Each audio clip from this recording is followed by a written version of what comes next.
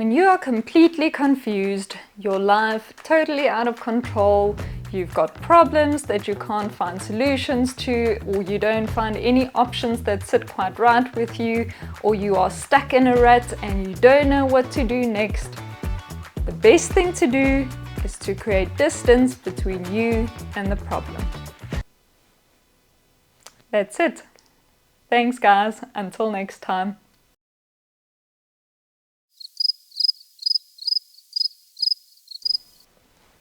Just kidding. So creating distance between you and the problem allows you to get an overview of the situation, right? And it helps to allow your thoughts to go outside of the box and your mind to come up with creative solutions.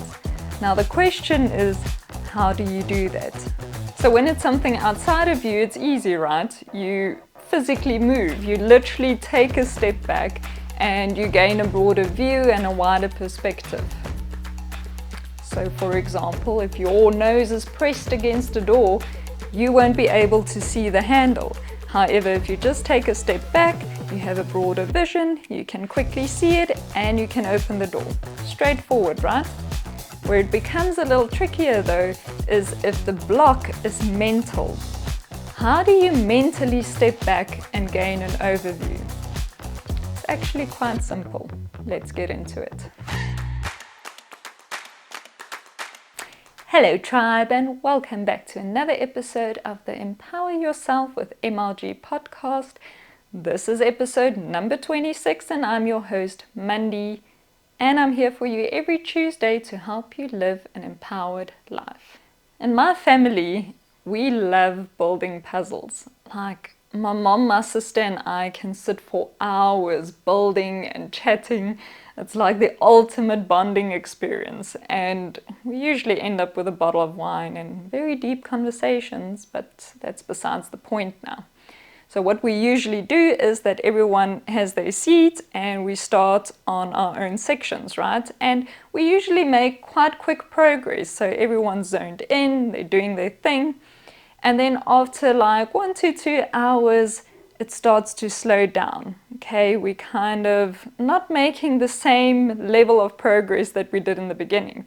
So at this point, we know it's time for a different perspective. So we switch seats and we tackle the other person's section. And usually not only do we easily make progress where the previous person got stuck, but also often after a few minutes we find that damn piece that we were looking for and that we couldn't find and that kept us stuck when we were at our old spot. And I always found it so interesting that when I changed my physical placement and my mental focus, not only did I make progress in my current endeavor, but also in the one that I was previously stuck in. And that is because if we're too close to the problem, our scope of vision is very narrow and all we continue to see is the problem and the few options that we've been over a million times already. Now, we keep our problems very close because we feel if we have our constant sight on it and if we keep it very close to us, then we will have more control over it and it won't be able to just run wild and get even worse. Or we feel like we don't have the luxury of not giving it our full attention because we need a solution, and if we stop thinking about it, then we won't be able to find a solution for it. Sounds logical. The thing is, while you are busy staring at your problem, you're not doing anything to solve it anyway. Again, it's like keeping your nose pressed against the door and being unable to open it. So how do we mentally step away? We focus our attention on something that is completely unrelated to our current situation.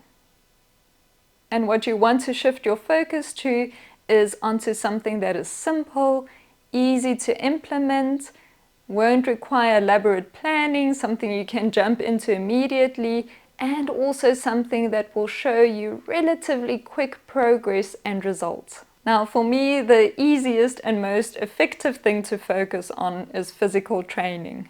And that's just because working on your physical body is way easier than trying to manipulate your mental state. So when I'm faced with a dilemma or multiple dilemmas in my life and I feel out of control and confused and stuck, I go to the one thing where I know I have control and where I'm certain that I can make progress. I set a physical goal, I create a simple plan that I can implement immediately and daily, and then I make that the most important thing in my life. Now, of course, I don't neglect my scheduled commitments, but after that, my second highest priority is that physical goal. And during that time, I set aside any attempt to find solutions to my problems. It's like I drop all of that baggage in a storage compartment and I go to a different city for a while. And I'm always amazed at how much magic happens when I just shift my focus. Now, although I highly recommend physical activity just because it has so many mental and emotional and obviously physical benefits, it does not necessarily have to be that. You can, for example, focus on doing a short course on something that you want to learn, or volunteering for something, getting involved in a community project, or even gardening, opening up some space and planting vegetables. Or you can also look at something in your life that you already have clarity on and taking action toward increasing that, improving that, or taking action toward solving that. Whatever you choose to focus on, I would just recommend that it meets the following criteria. First of all, it needs to have some kind of meaning or add value to your life in some way. And this is because you are going to spend time and energy on that, so you want to prevent yourself from feeling guilty that you are actually spending time on it and spending energy on it. Again, that's why something physical is great, because we always feel good when we're doing something for our health. But you choose. Secondly, it needs to show progress relatively quickly. So, although it might have a long-term goal attached to it, for example, you want to be able to run a certain distance, you still want to be able to see progress fast. So, let's say you chose walking. Last week you were only able to walk 1 kilometer, this week you can walk 1.5. If you choose to learn a new language, yesterday you weren't able to say anything in Spanish, today you can greet someone. You want to see evidence of success because that will give you a feeling of confidence, and it will also make you feel in control because you made it happen and you can already see the results. And then over time, when you feel control in one area of your life, slowly it will spill over into the other areas. The third thing I would recommend is that it needs to be easy to implement. So you don't want it to put severe financial strain on you, or that you have to travel extensively in order to do it. Except, of course, if you want to really create distance and go on something like a pilgrimage, but that's not readily accessible to all of us. You also don't want something where you need extensive equipment or elaborate planning in order to start. It should be as easy as putting on your walking or your running shoes, or enrolling in that online or local course, or going outside and clearing up a patch for your veggie garden. The last thing that I would recommend is that it needs to be something that is healthy both mentally and physically. So you don't want to set the challenge or focus on downing 3 cases of beer in the next hour. So you want whatever you do to enhance your life or the lives of those around you. Shifting your focus will help you to create mental distance. And when you have that mental distance, it allows your brain to go into problem-solving mode, and it will literally have more space and a greater vision to see better solutions, to see things that were outside of that narrow field of view that you had in the beginning. So you're shifting from problem mode into solution mode. Also, I'm always so amazed at how the new skills and insights that I gain from my current or new activity are transferable to my initial problem.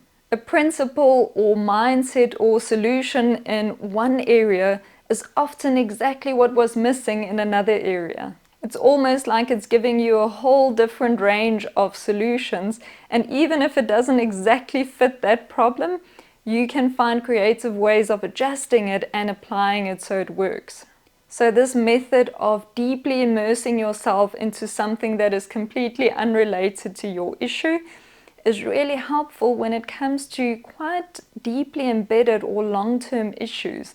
For example, the question of your career or what next step to take in life, or maybe it's something related to your relationship or your family, or maybe you're standing in front of a very difficult decision. But this model of creating distance is not only useful in these larger topics in our life, but also in short form and simpler situations.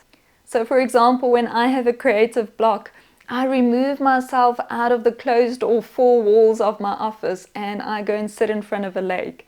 And once I do that, not only does it change my perspective, but it is also a literal widening of my view. And I feel as soon as my physical space is open, it creates space for creativity to flow.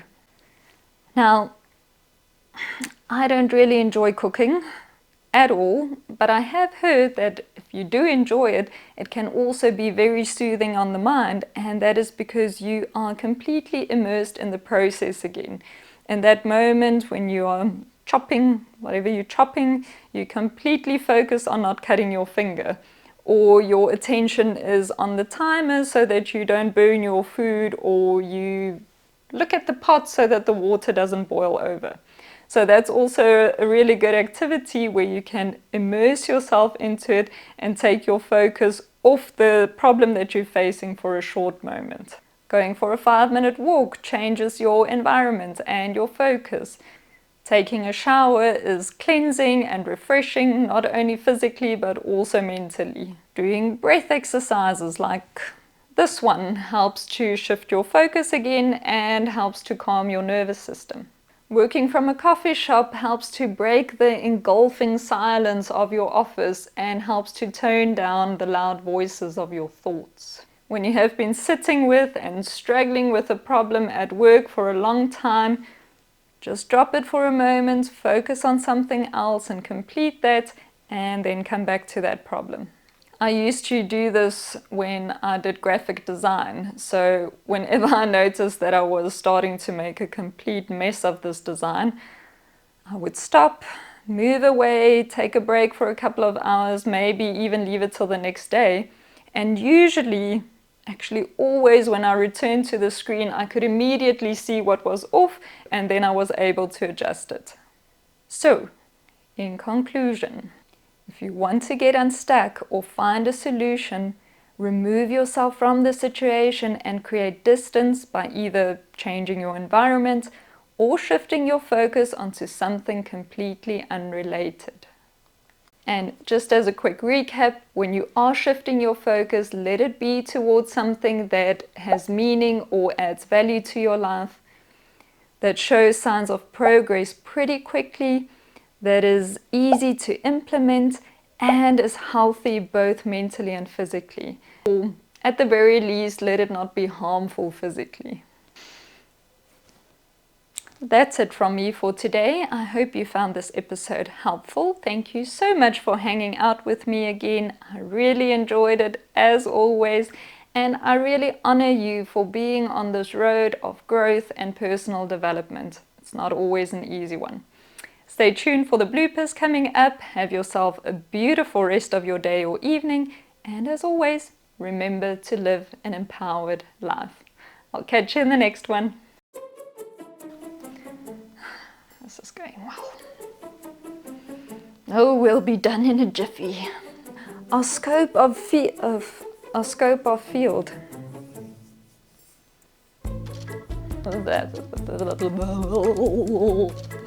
That I can implement immediately and daily, and then I don't know what else to say. How you doing? That was horrible. You can, for example, focus on, on something. I don't know, any ideas? Your life in some way. And this is just to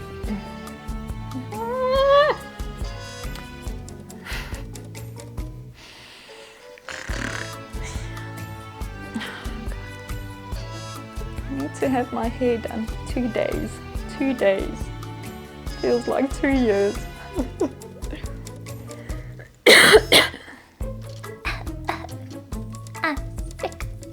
I get out of the closed or four walls. I knew this was gonna be a blooper. I knew it.